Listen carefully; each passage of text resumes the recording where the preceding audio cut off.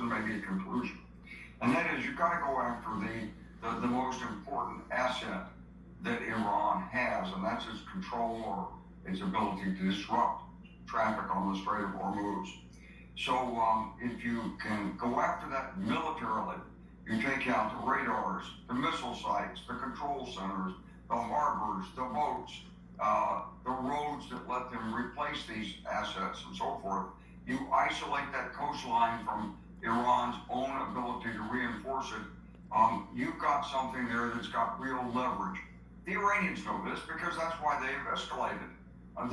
They can't defend it, so they're going after their neighbors across the Gulf and our bases in some of those countries because they can't protect their own coastline from us. Yeah, so a we lot have of to keep reporting, on a that. lot of reporting is that the United States is escalating, but I'm sorry. You say a lot of reporting is that the United States is escalating, but you say the Iranians actually are escalating. And we were just looking at video of a lot of the U.S. military actions. You say that those are slowly but surely helping when it comes to the Strait of Hormuz. Absolutely, they are. You know, we're watching it like hawks. So we've got reconnaissance over it all the time. Whenever they shoot, we're on them. Whenever they get set up to shoot, we're on them. They've got to be able to operate in a 30-minute window or less to get away with anything right now, and we're moving to close that window. So they know that this is a losing battle for them. The only thing they can do is try to drive us away from finishing the job. And they're trying to do that by striking our friends and neighbors in the region and our bases in the region. And they're also getting some help from Russia and China as well. I know you're frustrated by that. What are the U.S. options at this point to get Russia and China out of this? Well, I think obviously we'd like to ask these countries, please don't reinforce. But you know, Xi Jinping told President Trump he wasn't going to help, but that wasn't correct. There were ships from China providing rocket fuel at the very time that President Trump was in China. So you've got to simply eliminate the access.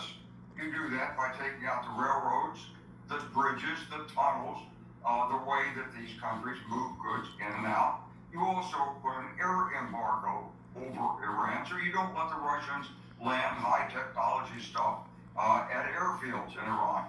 Can we do it? Well, we can do it. Takes a lot of aircraft to do it, a lot of attention, and like all these plays, the squeeze takes some time, so you have to be patient. As far as Pakistan is concerned, that's about money. And so the Iranians have a financial deal with the Pakistanis apparently. Well, we ought to buy off the Pakistanis and tell them we'll give them more, or take other actions to stop that flow of contraband, of weapons, of missile parts, of technology from Pakistan into Iran. And you have to isolate the theater of operations in a military campaign if you're going to succeed militarily. You leave the door open to Russia and China, or we attack. They bring in more missiles, more fuel, and so forth. It's an endless cycle. That is an endless war. You know, in Afghanistan, we never could isolate Afghanistan from Pakistan. That was one of the sources of failure. In Vietnam, where I was an infantry captain, so 50 some odd years ago, we still couldn't control the infiltration from the north. We didn't take it seriously in the mid-60s when we could have stopped it. We thought, well, you know, we've got the Soviets, we've got the Chinese, we don't know what's going to happen. Let's just work it inside Vietnam. In the end, we did try to stop it. 1971 with this disastrous operation called Lamson 719, it was too late. And the historical lesson on this is this is a real conflict for the United States. You shouldn't take it as anything else. A defeat here is a real defeat for the United States. It doesn't have to happen, but it will happen if we don't take it seriously.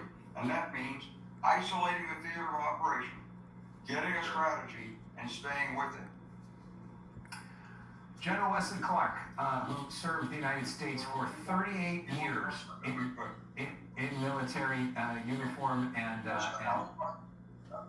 lot of people think this is about punishing Iran. We're gonna punish them. Okay, but you know that's not the way to use military force in this case. You've got to use it in a way that takes away their military capabilities. And if you can't do that, you've got to use it in a way that takes away their greatest leverage. So we're trying to go after their missile sites and their air defense and their radar, their early warning. And we're trying to isolate the country so that the assets we take out can't be replaced. And we're trying to keep them straight open. Is it a doable do? I think it is. If we're patient, stay with it, reinforce as necessary, stay focused on what we have to do. Wesley Clark, who knows a lot about all of this after serving for 38 years, a retired four-star general. Thank you so much.